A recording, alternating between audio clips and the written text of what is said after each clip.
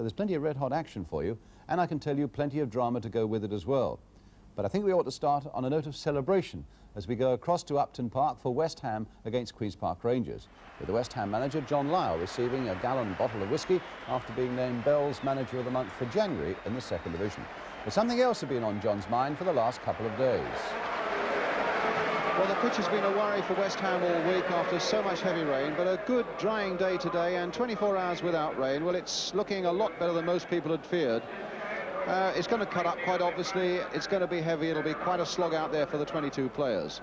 But rarely has a second division game offered us quite so many angles as this one.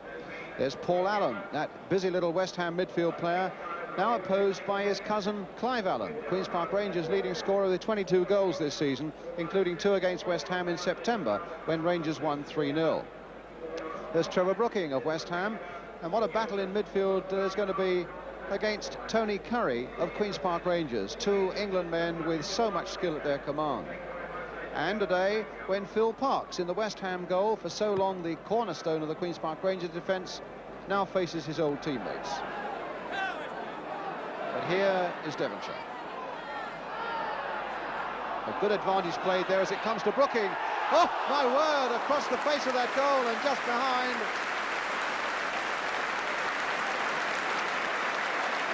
And really all credit there to the referee, Brian Hill. That was a very good advantage he played.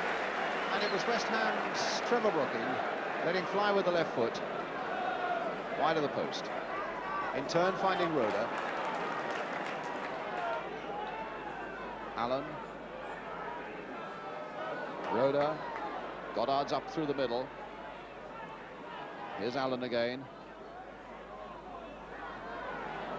Onto the left foot, and deflected, and into the net. Well, Clive Allen was the man who shot. Whether that deflected off Goddard, it certainly beat Phil Parkes and went into the back of the net.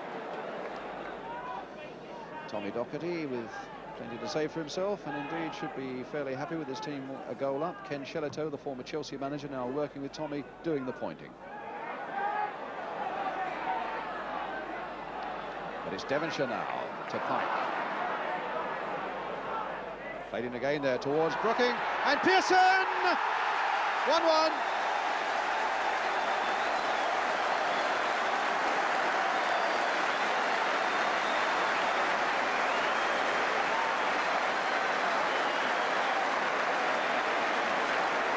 Well, plenty of joy there, and indeed Jeff Pike, such a good all-round player in this club, playing that ball in quickly, and it eventually fell through there for Pearson just to give it the nudge, and into the back of the net. West Ham 1, Queen's Park Rangers 1.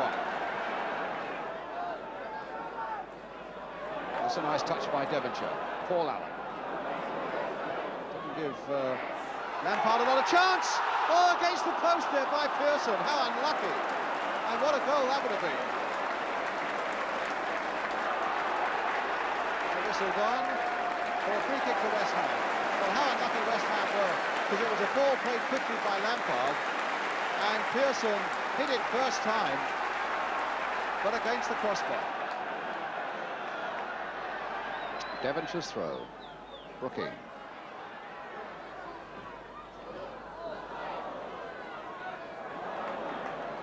Well, that was terrific by Brooking. Oh, and cross. Oh, my goodness, he still didn't get it on with the line. Oh. Well, you'll never get closer to actually putting the ball over the line without doing it. What great work by Brooking, though.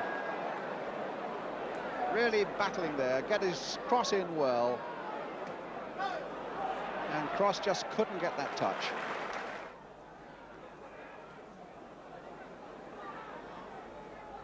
Cross guiding a nice little header there for Paul Allen. Devonshire played on first time and accurately there for David Cross. Played into the middle there. And it's an own goal. Bob Hazel's own goal. And West Ham are in the lead. That's a nice touch there, though, for Steve Wicks. Putting his arm round the unhappy Bob Hazel. He's just been booked. And when that cross came floating in, Hazel met it as a forward should meet it. And sadly for him, it went past Chris Woods into the net. West Ham 2, Queen's Park Rangers 1. Yes, a really enjoyable game, unless your name happens to be Bob Hazel, the big Rangers defender who's just back from suspension, got that yellow card in the game, and of course it was his own goal that provided West Ham with their winner. But let's take the yellow card incident first. To be truthful, I thought it was very harsh that I got it there because for the whole game, I think that was about the only real foul that I did, and it wasn't a bad foul. And before that, I just got flattened twice early, and the referee hadn't given anything, you know. And he gave it against me, and I'd say I felt really sick about it. Yes. Is that what you were trying to tell him? Yeah, that is it. I was trying to show him that, you know. I asked him if I was a marked man, to be truthful, you know. It was also good, of course, to see the young Allen boys in action, cousins Clive of Queen's Park Rangers and Paul of West Ham. And maybe Clive can clear up the mystery of that Queen's Park Rangers goal. Tell me about the goal, the Queen's Park Rangers goal. I mean, it was your shot, and I'm just wondering who's going to claim that one. I think Paul's claimed it. He did touch it on the way through, and that made the deflection sent Phil the wrong way, so I think it'll be Paul's goal, yeah. Yes.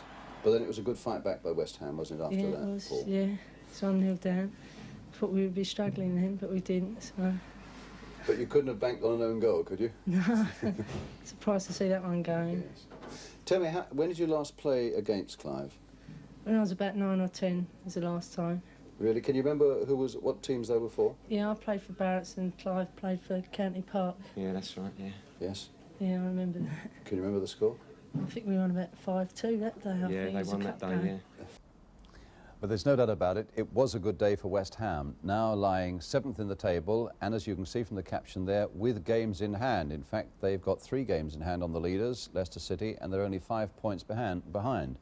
They're still well on course to be battling away at the top of the table in the last part of the season, but as you can see, they do need to win those games in hand. And I suggested to the manager, John Lyle, that they had a pretty tough last part of the season to come. Yeah, certainly. I think if you look at the fixtures of the other clubs, they're all involved as well. So we're all playing each other. Probably for me, the most important thing will be if you lose one, how quickly you bounce back. I think the important thing is not just to see that you don't lose, but to make sure you don't lose 2, because if you lose a couple of games, you'll have problems. But like everyone else involved, I feel that the game the whole thing will go right to the bitter end, and I think it may be an injury that affects you, it may be a ball hitting the post and coming out rather than going in. All sorts of things can happen, and you've just got to look at it week by week, which we're doing.